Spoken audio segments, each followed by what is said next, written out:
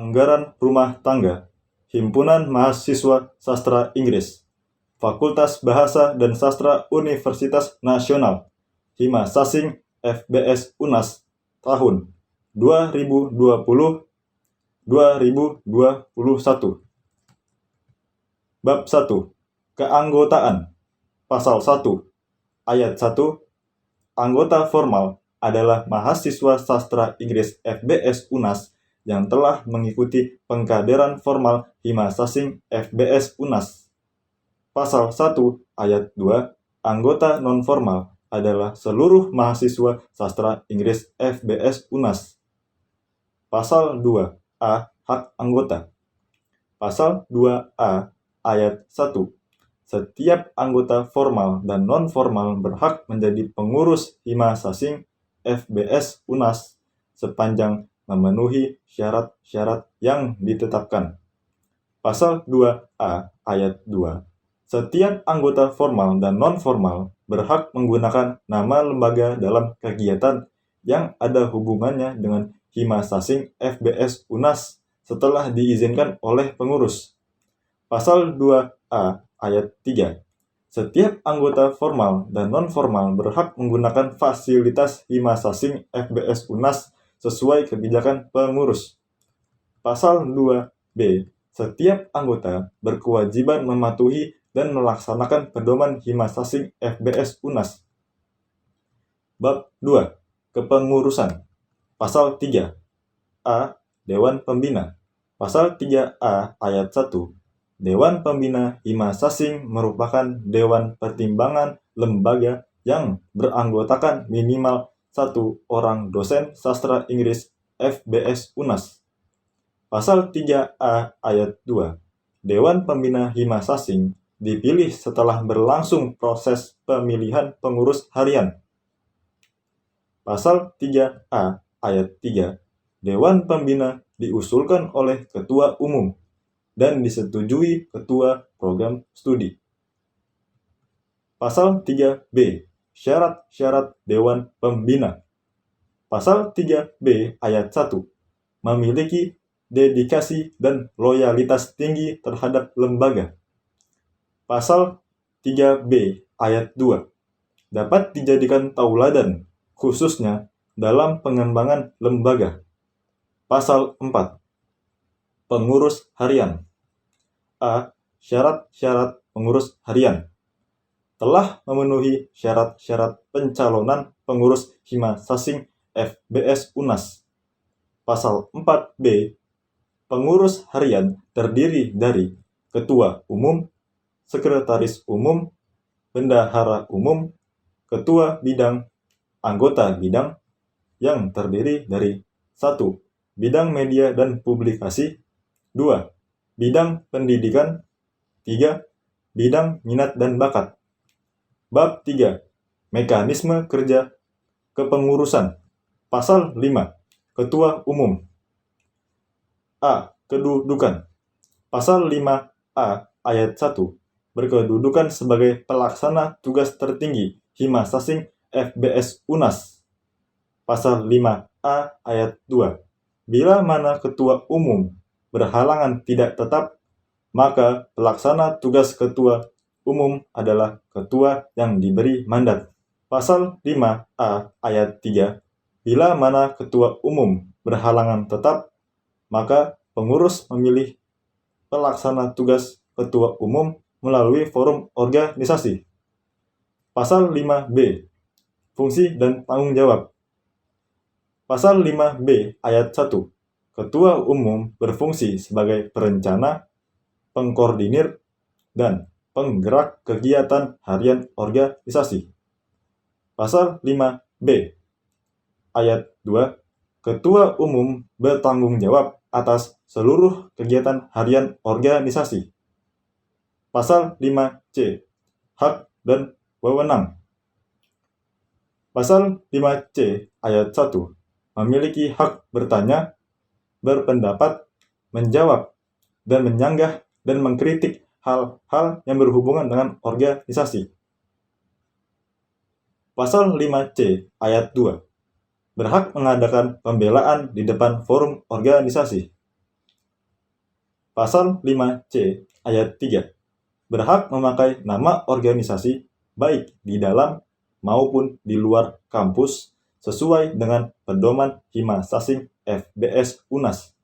Pasal 5C ayat 4 berwenang menjalin kerjasama dengan lembaga lain baik di dalam maupun di luar kampus atas sepengetahuan pengurus. Pasal 5C ayat 5 berwenang meminta pertanggungjawaban ketua-ketua bidang. Pasal 5D tugas dan kewajiban. Pasal 5D ayat 1 bertugas sebagai penanggung jawab seluruh kegiatan harian organisasi. Pasal 5D ayat 2 berkewajiban melaksanakan amanah organisasi sesuai dengan pedoman Hima Sasing FBS UNAS. Pasal 6 Sekretaris Umum. Pasal 6A Kedudukan. Pasal 6A ayat 1 berkedudukan sebagai pelaksana harian organisasi di bidang administrasi dan kesekretariatan. Pasal 6A ayat 2 bila mana sekretaris umum berhalangan tidak tetap, maka pelaksana tugas harian adalah BPH lain yang diberi mandat.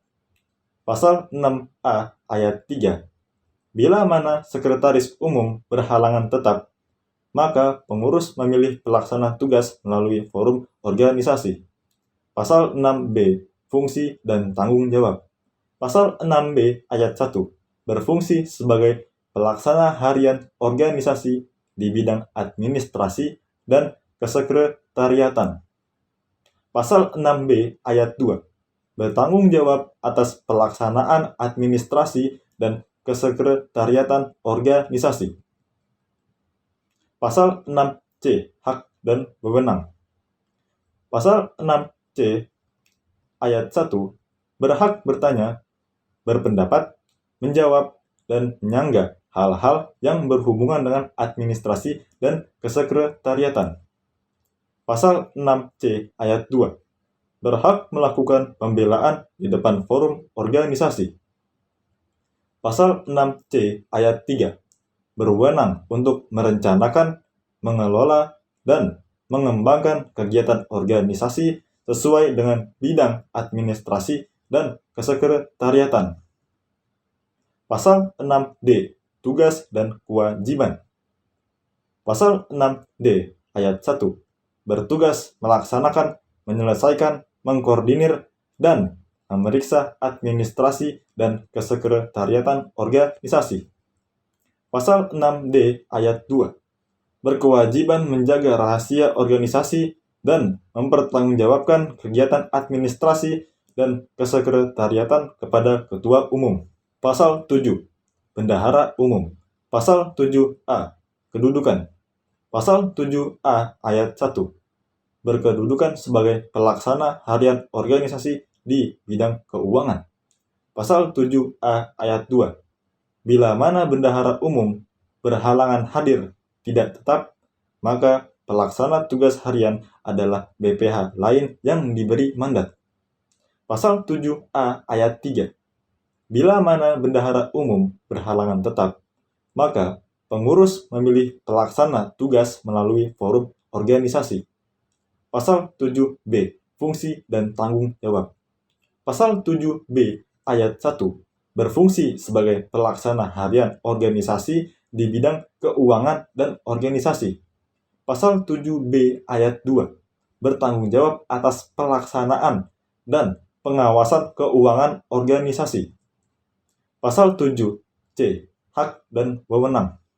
Pasal 7C ayat 1 berhak bertanya, berpendapat, menjawab, dan menyanggah hal-hal yang berhubungan dengan keuangan dan kebendaharaan dan keorganisasian. Pasal 7C ayat 2 berhak melakukan pembelaan di depan forum organisasi. Pasal 7C ayat 3 berwenang untuk merencanakan, mengelola, dan mengembangkan kegiatan organisasi sesuai dengan bidang keuangan organisasi. Pasal 7D tugas dan kewajiban. Pasal 7D ayat 1 bertugas menyelesaikan dan memeriksa keuangan organisasi. Pasal 7D ayat 2 berkewajiban menjaga dan mempertanggungjawabkan keuangan kepada ketua umum dan kepada seluruh pengurus hima sasing. Pasal 8 Ketua Bidang. A. Kedudukan.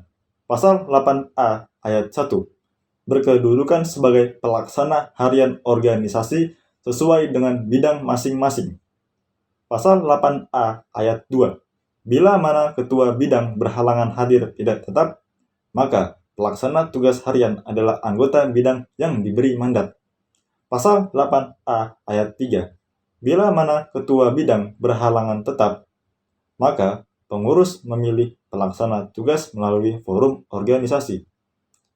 Pasal 8B Fungsi dan tanggung jawab. Pasal 8B ayat 1 Ketua bidang berfungsi sebagai pelaksana dan pengawas kegiatan organisasi sesuai dengan bidang masing-masing.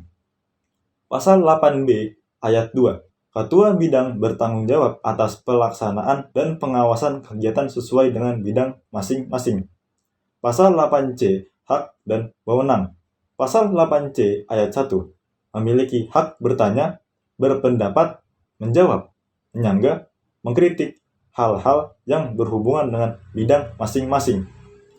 Pasal 8C ayat 2 berhak mengadakan pembelaan di depan forum organisasi. Pasal 8C ayat 3 berhak menggantikan ketua umum jika berhalangan tidak tetap bila dia mandatir.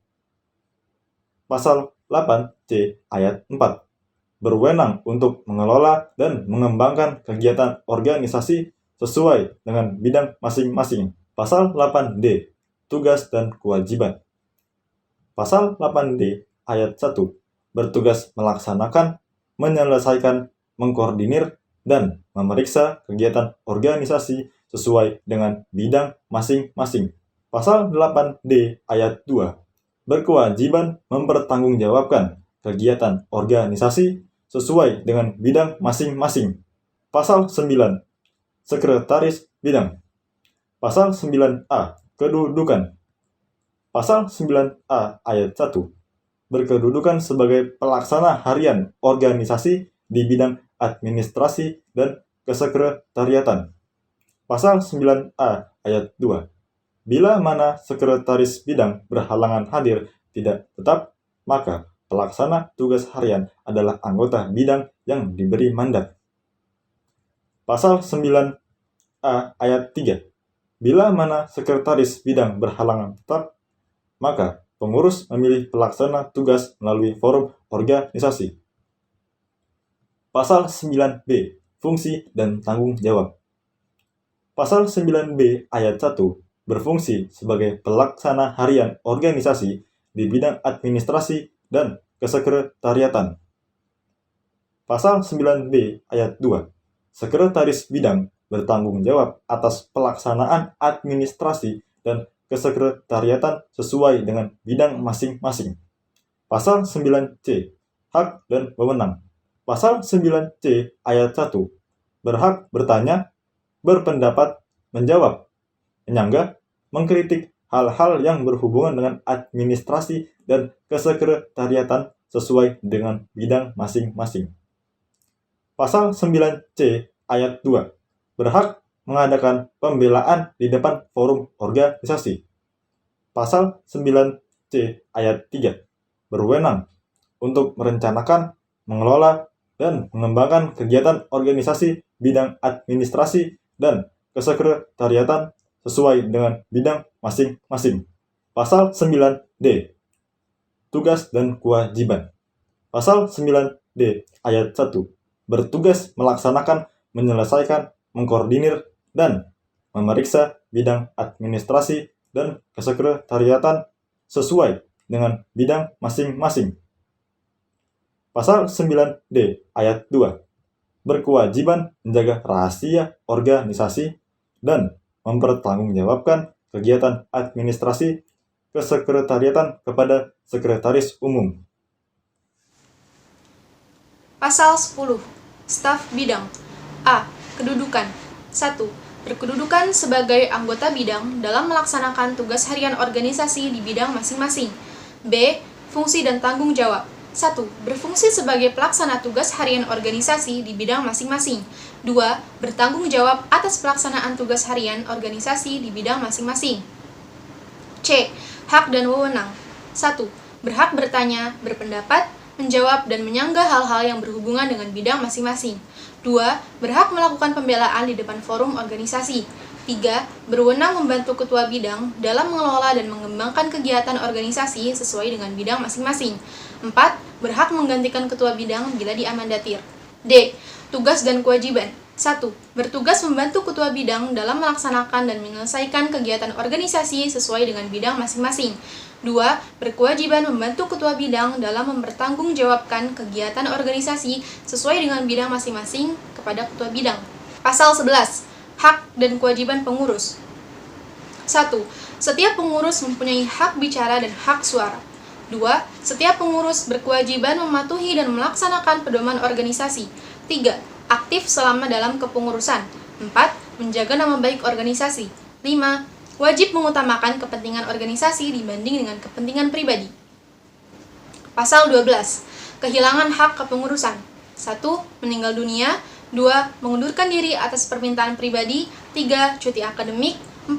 Melakukan pelanggaran atau pencemaran nama baik lembaga. 5. Poin 2, 3, 4 dinyatakan sah apabila diputuskan dalam forum organisasi. Pasal 13. Sanksi. 1. Pengurus yang melalaikan tugas dan kewajibannya, maka diberi teguran oleh ketua umum sampai 3 kali secara tertulis. 2.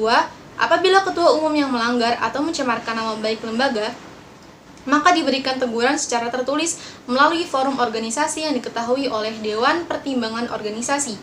3. Apabila teguran yang diberikan tidak diindahkan, maka tuntutan pencabutan hak kepengurusan dilakukan melalui sidang istimewa dan dipimpin langsung oleh Dewan Pertimbangan Organisasi. Pasal 14. Pembelaan. Pengurus Himas Asing FBS UNAS yang terindikasi melakukan pelanggaran atau pencemaran nama baik lembaga dikenakan sanksi dan diberi kesempatan untuk membela diri dalam forum organisasi. Bab 4. Forum organisasi. Pasal 15. Musyawarah Mahasiswa. 1. Musyawarah mahasiswa adalah forum tertinggi organisasi. 2. Musyawarah mahasiswa dilaksanakan oleh Himas Asing FBS UNAS pada akhir masa kepengurusan. 3. Musyawarah mahasiswa dianggap sah apabila dihadiri oleh sekurang-kurangnya 2/3 peserta penuh. 4. Apabila sampai poin 3 belum terpenuhi, maka musyawarah mahasiswa ditunda selambat-lambatnya 1 kali 30 menit dan sesudah itu musyawarah mahasiswa dapat dilaksanakan. 5. Agenda musyawarah mahasiswa. A. Mendengarkan, mengevaluasi, dan mengesahkan laporan pertanggungjawaban pengurus Himas Asing FBS UNAS. B. Membuat rekomendasi musyawarah mahasiswa Himas Asing FBS UNAS. C. Memilih dan mengesahkan ketua umum Himas Asing FBS UNAS. Pasal 16. Musyawarah mahasiswa luar biasa. 1. Musyawarah mahasiswa luar biasa hanya dapat dilakukan untuk membahas amandemen ADART atau pembukaan organisasi. 2. Musyawarah mahasiswa luar biasa dilaksanakan atas usulan minimal 2/3 pengurus Himas Asing FBS UNAS. 3. Musyawarah mahasiswa luar biasa dihadiri oleh mahasiswa sastra Inggris, pengurus harian, dan didampingi langsung oleh Dewan Pertimbangan Organisasi. 4. Musyawarah mahasiswa luar biasa dikatakan sah apabila dihadiri oleh 2/3 pengurus harian. Pasal 17. Rapat pleno. 1. Rapat pleno dilaksanakan oleh pengurus Himas Asing FBS UNAS.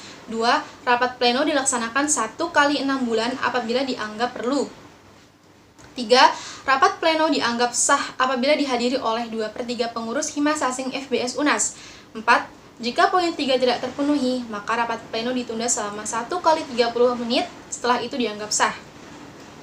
5. Rapat pleno bertujuan untuk mengevaluasi program kerja kepengurusan. Pasal 18. Rapat kerja. Rapat kerja dilaksanakan oleh pengurus sesuai dengan amanah musyawarah mahasiswa dan dapat dihadiri oleh Dewan Pembina dan mahasiswa sastra Inggris untuk menyusun program kerja periode kepengurusan. B. Menetapkan garis-garis besar program kerja Himas Asing FBS UNAS. Pasal 19. Rapat pengurus. Rapat yang dilaksanakan oleh Himas Asing FBS UNAS setiap saat sesuai dengan kepentingan organisasi. Pasal 20.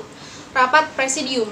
Rapat yang dilaksanakan setiap saat untuk membahas keperluan mendesak dan bersifat strategis dan dihadiri oleh pengurus inti. Pasal 21.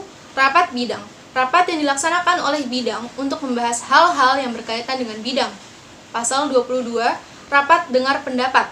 Rapat yang dilakukan oleh pengurus mendengarkan dan atau mengklarifikasi sesuatu dengan pihak di luar pengurus harian Himas Asing FBS UNAS. Rapat dengar pendapat diadakan sesuai dengan kebutuhan. Bab 5. Perubahan anggaran rumah tangga (ART). Pasal 23. Perubahan anggaran rumah tangga dilaksanakan sekali dalam satu periode dan dapat dilakukan dalam musyawarah mahasiswa. Bab 6. Aturan tambahan. Pasal 24.